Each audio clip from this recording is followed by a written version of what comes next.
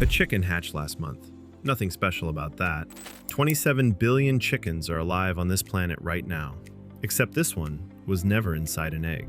It grew inside a 3D printed plastic cup. And that changes everything about what's coming next. Here's what Colossal Bioscience has announced on May 19th. 26 live, healthy chickens hatched from a fully artificial incubation system. No shell, no mother, no biology involved. Just a lattice of printed plastic, a silicone membrane, and a transparent window so researchers could watch the whole thing happen. The device is called an artificial egg. And yes, the company made a whole video about solving the, quote, impossible question of which came first, the chicken or the egg. It's a bit much. But the thing actually works, and what it unlocks is not about chickens at all. Let me explain what this actually is, how AI is running underneath all of it, and why a 4-meter-tall bird that went extinct 600 years ago is the real reason this machine exists. A natural eggshell is deceptively complex. It lets oxygen in, it holds moisture, it blocks bacteria. And it does all of this passively, at room conditions, without any lab equipment. Previous attempts to grow bird embryos outside a shell, back in the 1980s, pumped in pure oxygen. It worked, barely, but it damaged DNA and the animals didn't develop normally. The shell wasn't just a container, it was doing something irreplaceable. Colossal solution? A silicone-based membrane stretched over a 3D printed lattice shaped like a honeycomb. That membrane matches, and in tests slightly exceeds, the oxygen transfer capacity of a real chicken eggshell at normal atmospheric conditions. No tank, no supplemental oxygen, just air. At the top of the device, a transparent window. Researchers can observe the embryo at any point without touching anything. Andrew Pask, Colossal's chief biological officer, described watching all 26 embryos moving inside their artificial eggs as absolutely mind-blowing. The 26 chicks are, by all accounts, completely healthy.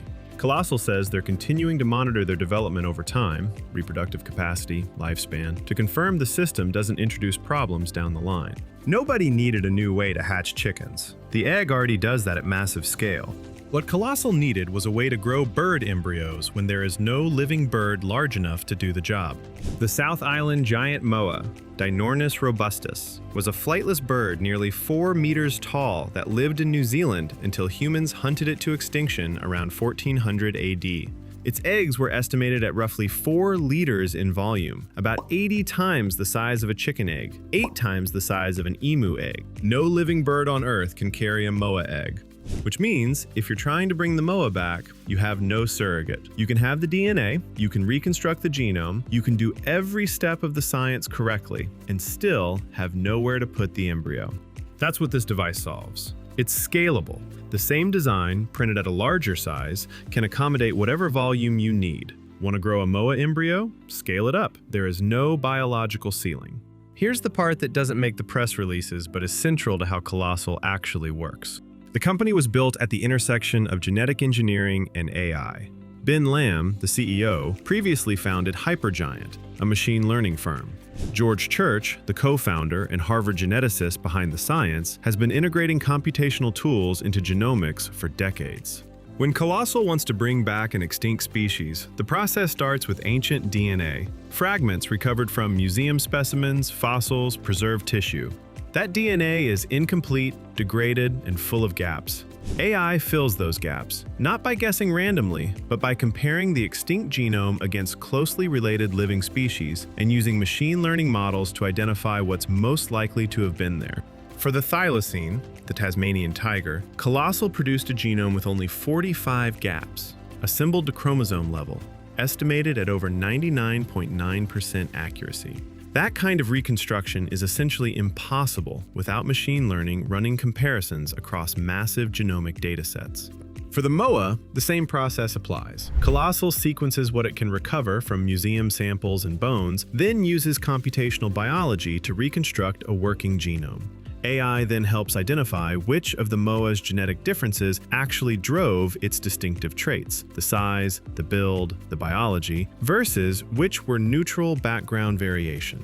That targeting matters because you're not editing one gene. You're potentially making thousands of changes to a living cell's DNA, and you need to know which ones count. The lab's data infrastructure is built around what they call data lakes, enormous structured stores of genomic sequences, experimental results, and metadata from thousands of samples and runs. Machine learning models work through that data continuously, flagging patterns, identifying candidate editing targets, and helping researchers prioritize what to pursue next. It's less AI does the science, and more AI makes the science tractable at a scale no human team could manage manually. The artificial egg is one piece of a much larger system Colossal is building. The direwolf program, 3 pups born in 2024 from DNA recovered from a tooth in a 72,000-year-old skull, prove that the genome reconstruction process works for mammals. The wolves are now over a year old, hitting developmental milestones, and the company is looking at expanding the pack. For the woolly mammoth, Colossal is working with Asian elephant cells, which share 99.96% of their DNA with mammoths, editing them to carry mammoth-specific traits. The embryology work for mammals requires a different path than birds, which is part of why the artificial egg development was run in parallel. The dodo program uses the Nicobar pigeon as a genetic surrogate, the dodo's closest living relative, and has already produced primordial germ cells from bird species other than chickens, a first. And Colossal has announced plans to develop artificial uteruses for mammals.